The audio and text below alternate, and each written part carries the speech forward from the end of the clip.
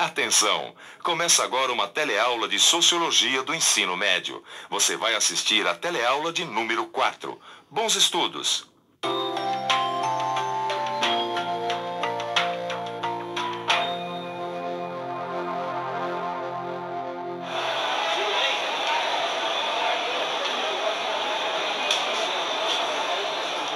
Tudo bem, pessoal? Hoje nós vamos falar sobre uma coisa que a gente vê em todo lugar, até aqui nessa feira. Essa coisa é a desigualdade.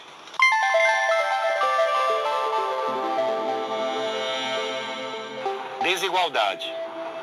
Estado das coisas que não são iguais entre si. De semelhança, diferença. Falta de proporção, de equilíbrio. Disparidade, distância. Hoje nós vamos tentar entender por que essas diferenças existem, não é, Júnior? É, mãe. Vamos ver o que pode ser feito a respeito disso. Bem-vindos à 4ª teleaula do curso de Sociologia. Nesta teleaula, vamos ver como surgiu a desigualdade. De que maneira ela se perpetua? Quais as consequências de ela existir?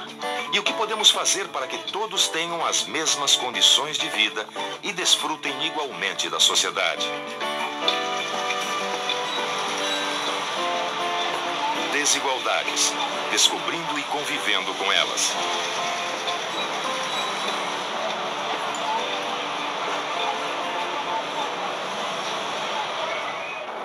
Que as diferenças existem. Basta abrir os olhos para ver.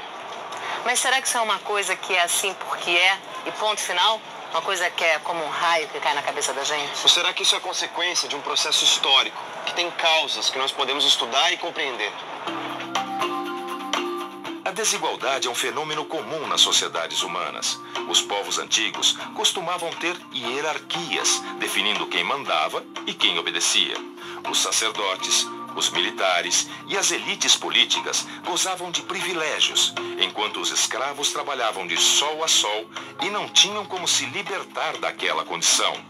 E foi a Revolução Burguesa que instituiu como norma que todos nós somos iguais. Nascemos livres iguais e deveríamos permanecer livres iguais.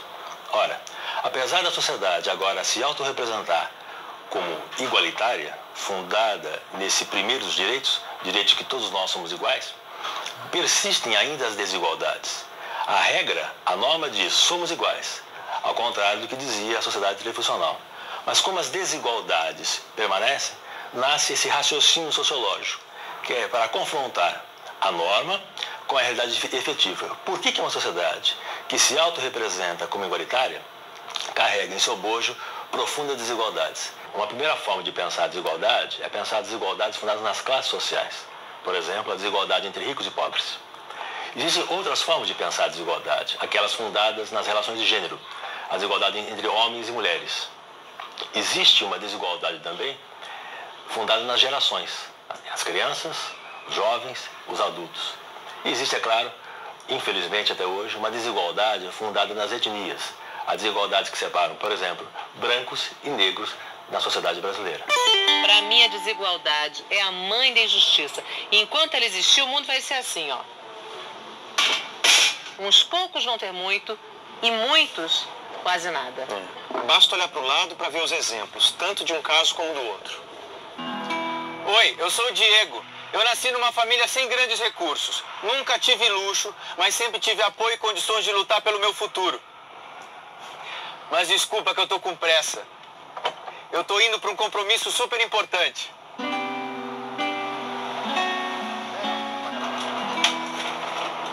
Tudo legal? Eu sou a Tata.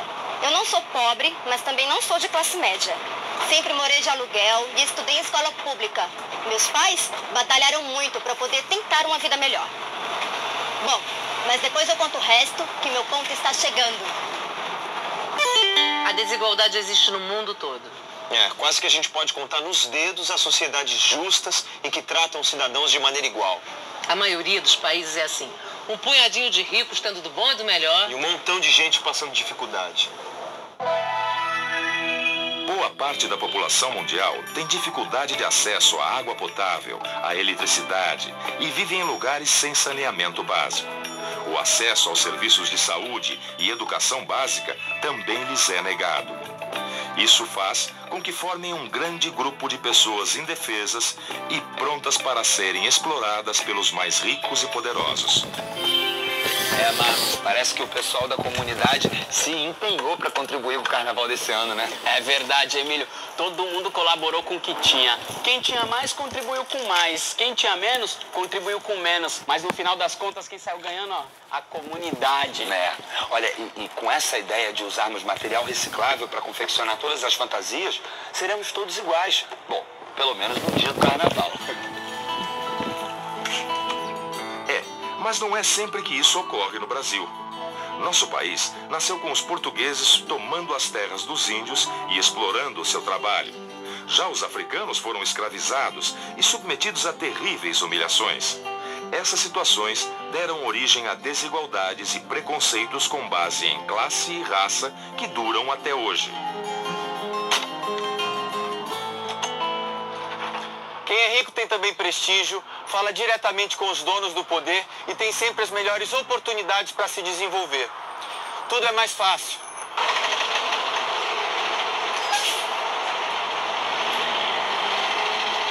Já para quem é pobre, tudo é mais custoso. Eles são menos levados em conta nas decisões governamentais. E com isso, o ciclo de pobreza se realimenta e parece nunca ter fim. A maioria pode ser minoria? A maioria pode sim se sentir como minoria. Vejamos o caso das mulheres. Elas são em maior número na sociedade brasileira. Só que, de modo geral, se sentem e são tratadas como inferiores. São casos como esse que a sociologia tenta explicar. Porque um grupo de pessoas se vê de um modo e não de outro. E que consequências essa visão de si mesmo traz para a vida delas. Mas não é só com as mulheres. Com os negros também acontece isso, né, Emílio? Marcos, mas olha só que coisa interessante. Você sabia que não existe uma base científica para falar da diferença entre uma pessoa de cor negra e outra de cor branca?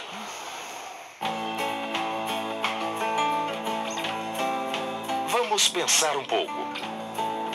O projeto Raízes Brasileiras fez uma análise de DNA para identificar as proporções de origem étnica de várias personalidades brasileiras. Entre elas, o sambista Luiz Antônio Feliciano Marcondes, o Neguinho da Beija-Flor. 67,1% dos genes de Neguinho da Beija-Flor têm origem europeia e apenas 31,5% na África.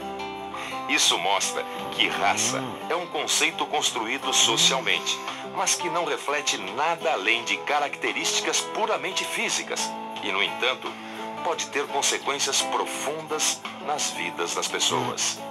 Para os sociólogos, a importância do conceito de raça, assim como de gênero, é o significado social desses conceitos, ou seja, as crenças, valores e atitudes que as pessoas têm a partir deles. A raça é um conceito complicado hoje, porque de acordo com a biologia, a genética humana, a raça não existe. Mas a raça é uma construção que tem um conteúdo político e ideológico, no sentido de que a raça é uma categoria de dominação e de exclusão. Então, só que essa dominação e exclusão parte das aparências biológicas diferentes que existem. Pode dizer, o conceito de raça não existe biologicamente, mas na cabeça de um racista, a raça existe.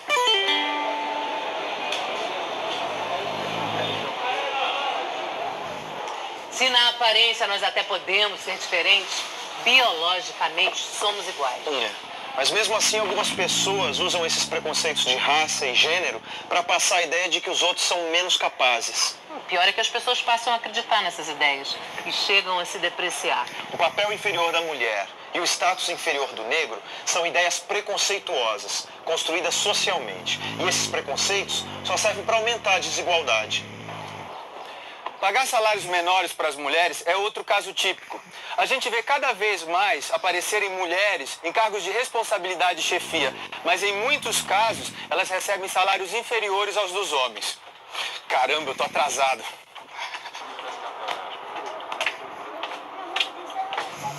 Bom dia. Bom dia. A ideia de que criar e educar os filhos é trabalho só da mulher é outro caso típico. Assumindo sozinhas esse encargo e não dividindo a tarefa com os companheiros, elas têm menos tempo para se desenvolver e perdem oportunidades no mercado de trabalho. Ufa, ainda bem que eu já estou chegando. Como reduzir as desigualdades? Pois é. Como?